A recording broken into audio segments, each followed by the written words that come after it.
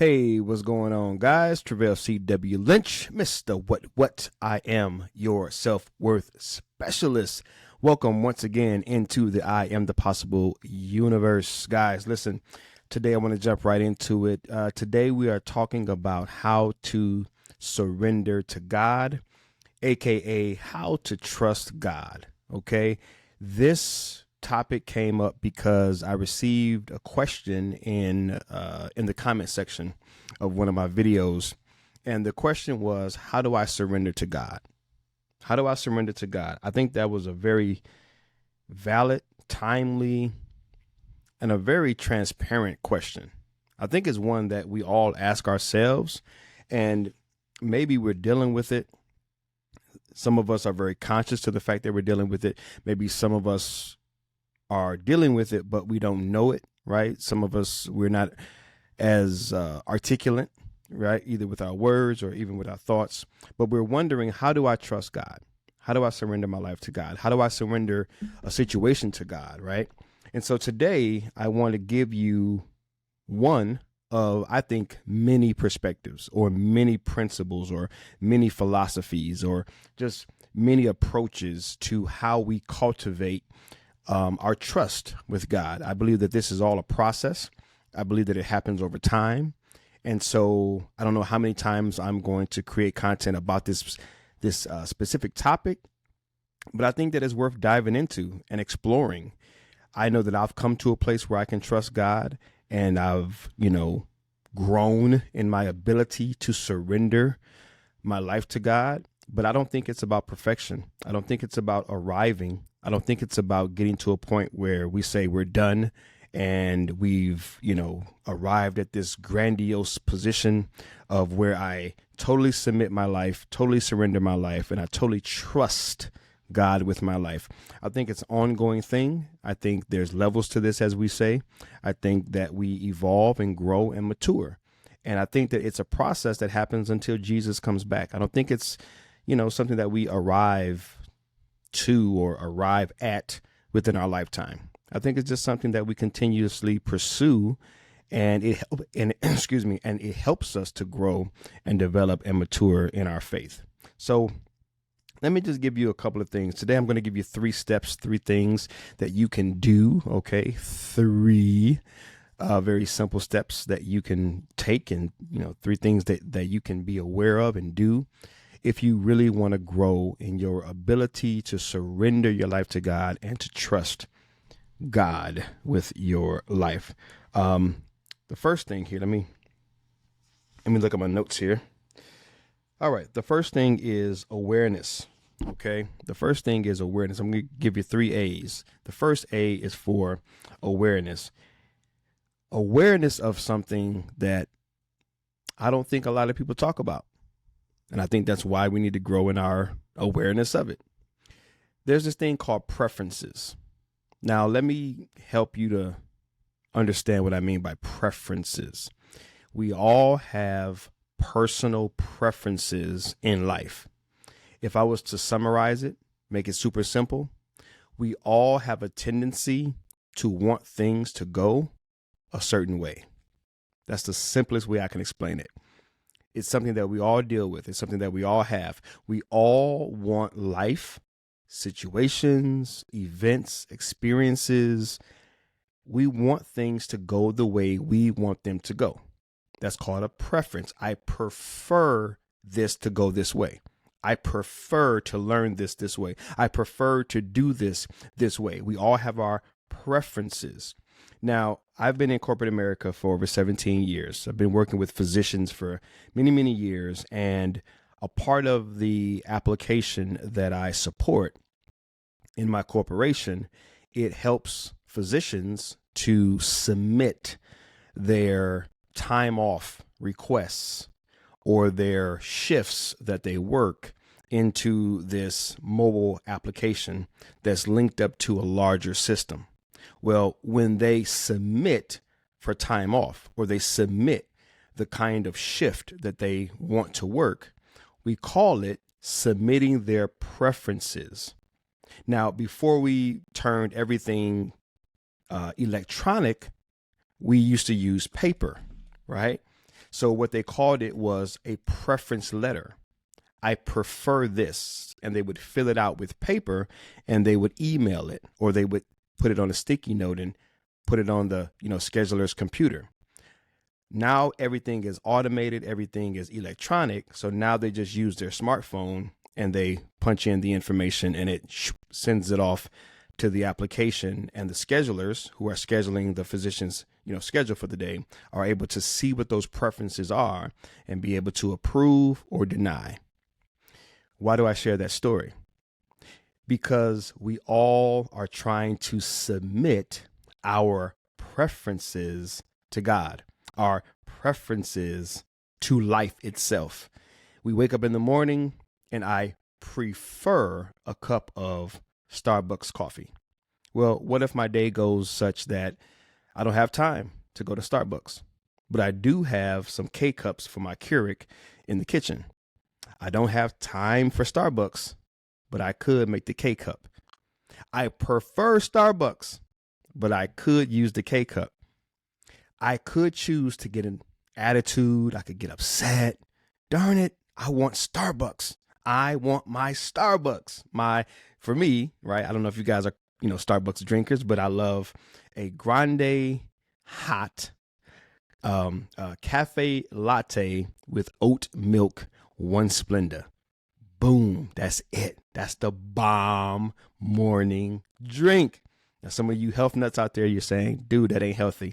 I ain't trying to be healthy when it comes to my little cup of joe that I get to enjoy every morning after prayer. It's my time to just sit back, relax, do a little something for myself, and then all the healthier stuff and all of the regimen and discipline, we can worry about that later on, okay? But I hope that you hear my heart, and I hope that you get the point. We all have a preference. We prefer this over that. We prefer to do this over that. We prefer to have this over have that. We all have our preference letters that we submit each day. And here's the truth. Life does not always align.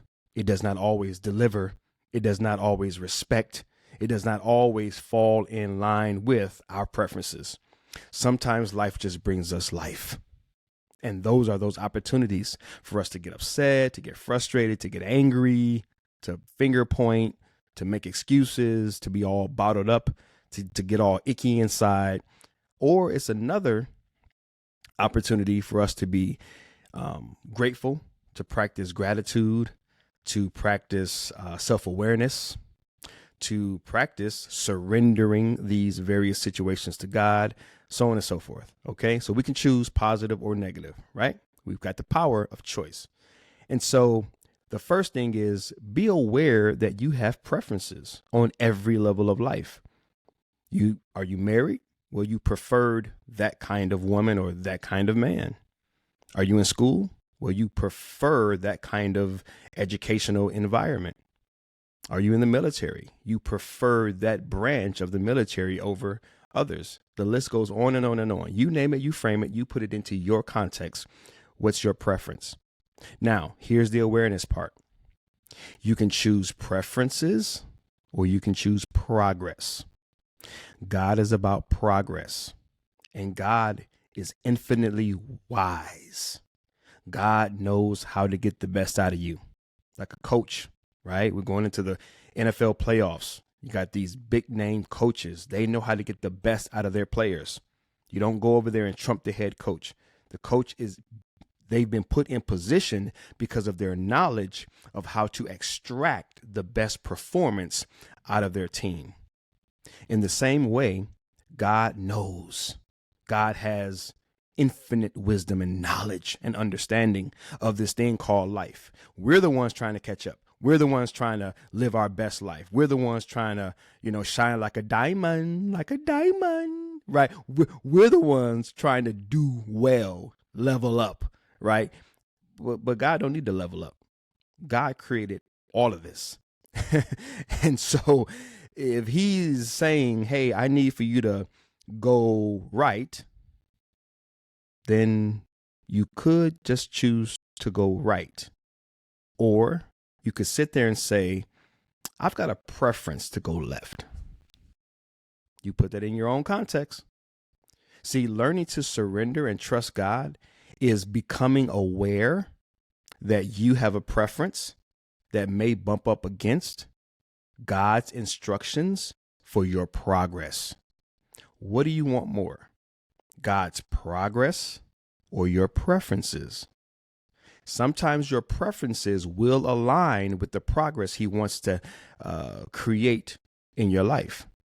But there are going to be some times where he's going to say, go right, but your preference is going to say, go left. And you're going to be at that crossroads of decision making. Who are you going to trust? Will you surrender? Will you trust God with all of his knowledge and wisdom?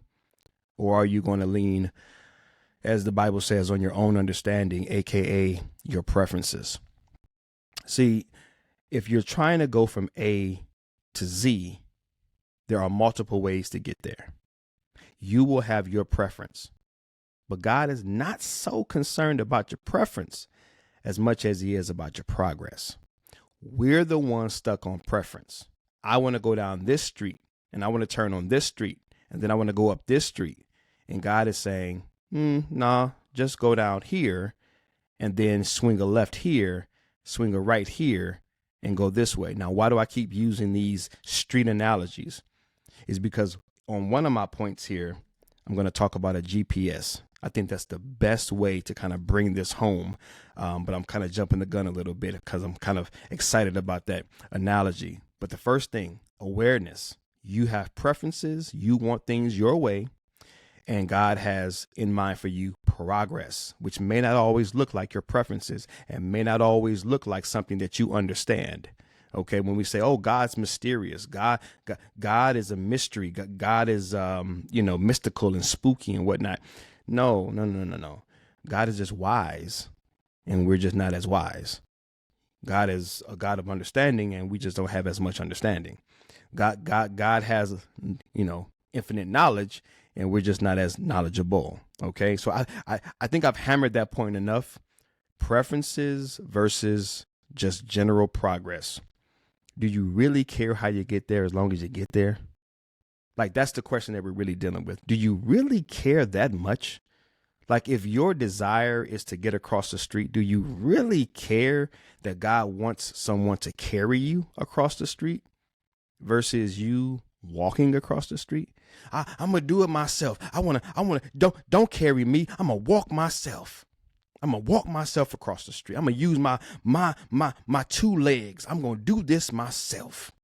That pride, that ego, that preference. And God is like, nah, man, I want to carry you across the street. I'm going to get you where you want to go, but this is the way I want to get you there. And we have to make that decision. So a part of trusting and surrendering God is being very aware that I live in a world of preferences. And I have to acknowledge the fact that when it's time to do something, go somewhere, achieve something, be about something, I'm going to always have a crossroad where after I've prayed and God is instructing me and God is putting something on my heart to do or a way that he's putting on my heart to go, I have to be able to be mature enough to say, you know what, which do I care more about? My preference or the progress that God has for me? The more we lean into just saying, you know what, I don't care how I get there. As long as I get there, Lord, lead the way. Then we're going to begin to cultivate that trust and our ability to surrender. All right. Number 2, appreciation. Appreciation here. Let me look at my notes. Appreciate God. And I've kind of already talked about it. Appreciate the fact that God is a God of knowledge, wisdom, and understanding. Remember, God created this thing called life. He knows a little something about it. And this brings me to that GPS analogy. Many of us have no problem getting into a car, using our phone, or if you got an old school GPS system, however, that is, you may have one in your car. But we have no problem getting into a car and bringing up instructions or bringing up the directions for a given location that maybe we ain't never even been to before. We punch in the address and the GPS says, you get your little button that says go, you hit go, and it instantly begins to give you instructions, right? Instantly, go down this street, turn at the light, do a U-turn at the next light, go up this street, go down that street. We are following this thing to the letter with complete confidence, aka complete surrender. We are trusting this thing that another man made, by the way, with the help of Google satellites and whatnot. But the fact is that basically we're trusting another man's wisdom and understanding and knowledge more than sometimes we're willing to trust God. And we got to face that and deal with that and question ourselves about that. You're trying to go somewhere you ain't never been before. Who's to say that the GPS is not off? Maybe it's wrong. Maybe the coordinates got, put in wrong, right? I mean, hey, man made it. Man can make mistakes. But hey, we punch in that GPS address and off we go, don't we? We don't question it. We don't do nothing. As soon as we punch it in, boom, we're gone. Well, if we can trust a GPS system that's handmade by other humans, we got to question ourselves to say, if God knows everything about everything, he created all things. I mean, we got to believe, first of all, we got to believe that he created and did all these things. But if that's really where we're starting from, we really do believe in God and we do believe that God created all things, then we got to kind of face this idea and wrestle with it and come to a conclusion that works for us. Am I going to trust God's knowledge? If I can trust the GPS system's knowledge to get me from here to there, then why wouldn't I be able to trust God's directions and instructions to get me from here to there? In your career, you're at this point, but you want to be at that point. Why wouldn't you trust the instructions of God to get you there? You're in school and you want to graduate in a certain amount of years. Why wouldn't you trust God to get you there? You may be single, you want to be married. Maybe you're newlyweds and you want to have a family, or you're seeking a home and you want to be a homeowner. I don't know what it is for you, but you're in one position, just like the GPS. You're in one position and you want to go to another position. You trust the GPS system. Why wouldn't you trust God's system? Why wouldn't you, when you read his word, right? Why wouldn't you trust God's system, God's way, God's will, God's word? Why wouldn't you trust that? Because when you read the word, it's just like punching in the address of a GPS system. When you look into his word, you're saying, Lord, I'm looking for answers. I'm looking for the way I am to go. And perhaps if you framed it that way, you would begin to trust God more. You would begin to lean into God some more. So number one is awareness. Number two is appreciation. Appreciate, value the fact that God created all of this, right? When's the last time you consciously appreciated, put some respect on God's name, put some love, put some value, put some reverence and just respect, man, on the fact that God thought up all of this and created it? Who better to go to for instructions about how to get you from here to there? Right? Does that make sense? Right? So you can trust God. So number one is awareness. Number two is appreciation. And number three, growing in your allowance. That's right. Allowing God to instruct you. Allowance. You want to grow in your awareness. Then you want to grow in your appreciation. And then lastly here in my notes, you want to grow in your allowance. In other words, get this. This may sound a little radical. Try God. Just try him. I always tell the story. When I got saved, I didn't come from a religious background. I mean, my grandmother, we went to church every, now and again, and we were a part of, this little church community thing. But it wasn't the faith that I know today. And we didn't go consistently. And I wasn't following God in my teenage years, in my young adult years. I just wasn't on that. But I got to a point where I knew that I didn't know what I was doing no more. And I got to a point where when I found myself in jail, facing 15 years, I knew I couldn't get myself out of this mess because I had gotten myself into it, but I had no idea how to get myself out. And so I tried God. Someone offered me Jesus in jail. I was in the county jail about to go before the judge on Monday, and they had a church service, and I was invited to our church service, and all I wanted to do was get out of my cell block on a Sunday morning. So I went down to this church service, and they told me about Jesus, and for me, it was an option. Jesus loves me, accepts me. Jesus wants to help me. Man, let me try this Jesus thing, because what I got going on ain't working. So I'm going to just keep it a buck, man. It ain't got to be all super spiritual. It ain't got to be all deep. It ain't got to be all heavy. Heck, man, just try God. Just try Jesus.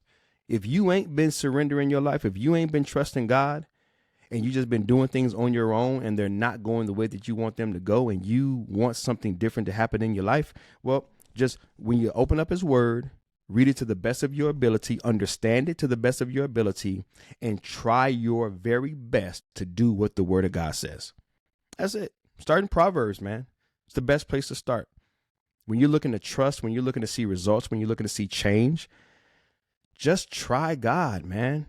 I'm not here to tell you that the Bible is easy to read and easy to understand, right? Depending on who you are, your background, your situation, your circumstances, it may be difficult for you to understand it. But I can promise you this, the Proverbs, the Psalms, they are very relatable books in the Bible. And they're very practical. They're very earthly. They're very everyday life-ish, right? Things that you can apply in your everyday world. Start there, man. And if the Proverbs say, do this, be like this, right? Then do it and give it some time. Give it some time. Don't just do it one day and then your whole world ain't changed on the next day and this Bible thing don't work. You've given everything else time. You've given everyone else time. You've given your way time. Give God's way some time. Don't shortcut God like that. Don't do him like that. Don't be giving your methods 20 years of consistent practice and your butt ain't got nowhere. 'Cause, hey, I'm speaking for myself.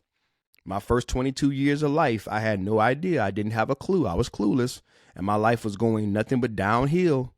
I was flatlining, right? In the trash, in the gutter, clueless, lost, scared, right? And so I gave myself 22 years of that foolishness, and it got me nowhere.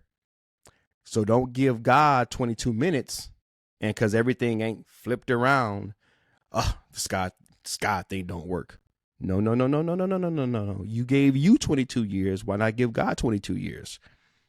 For me speaking, right? I'm 46. I came to the Lord in 2021. Not 2021, at 21. And so, hey, I've been rocking with him for a while now, and I can promise you, I love my life.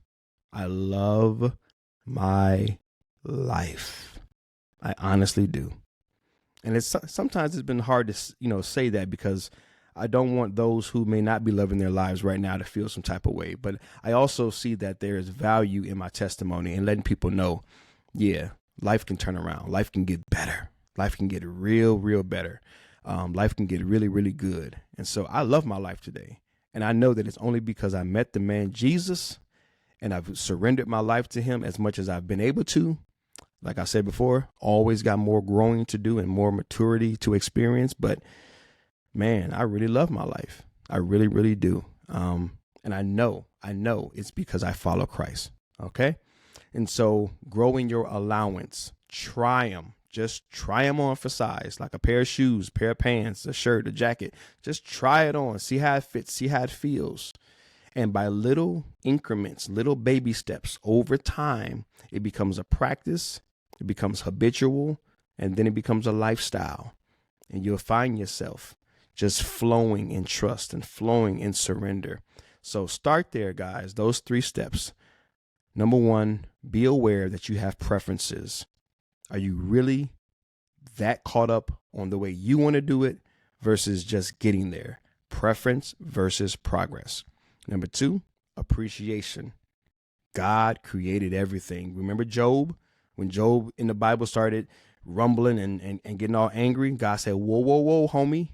Where were you when I laid the foundations? Where were you when I did this? Where were you when I built this? Who, what? You come on now.